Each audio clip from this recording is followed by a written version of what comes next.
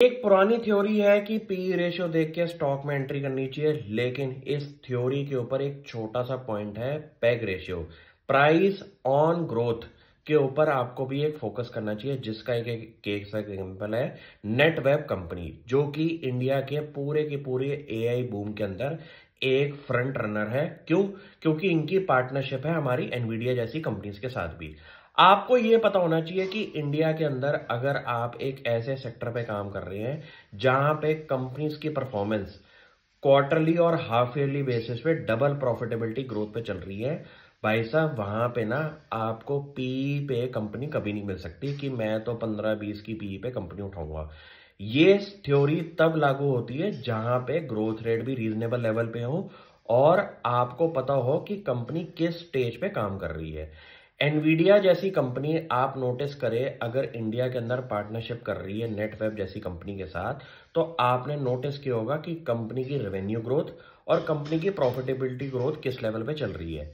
Half year numbers पे अगर double profit हो रहे हैं और कंपनी अपना रोड मैप फ्यूचर का बता रही है कि हमारे को एक्सपीरियंस करेंगी ऐसी ग्रोथ रेट, आपको कभी भी स्टॉक लो पी पे नहीं मिल सकता।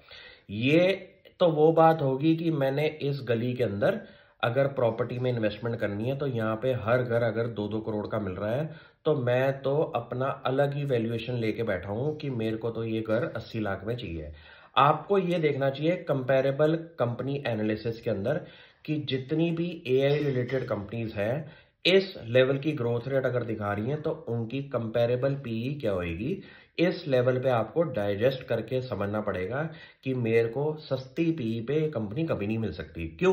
क्योंकि जो कंपनी 100% से ग्रो हो रही है, आपको क्यों लगता है कि वो आपको 10-20 की पीई पे मिलने वाली है? ये मेंटेलिटी, अपनी सोच दूर कर दीजिए, क्योंकि ये मेंटेलिटी वाली अप्रोच वहां यूज होती थी जहां पे आपका कंपैरिजन भी उस लेवल की ग्रोथ रेट वाली कंपनीज पे हो रहा था। आपको अपना वैल्यूएशन मल्टीपल तब डिसाइड करना है जैसा माहौल क्रिएट होता है कंपनीज को लेके।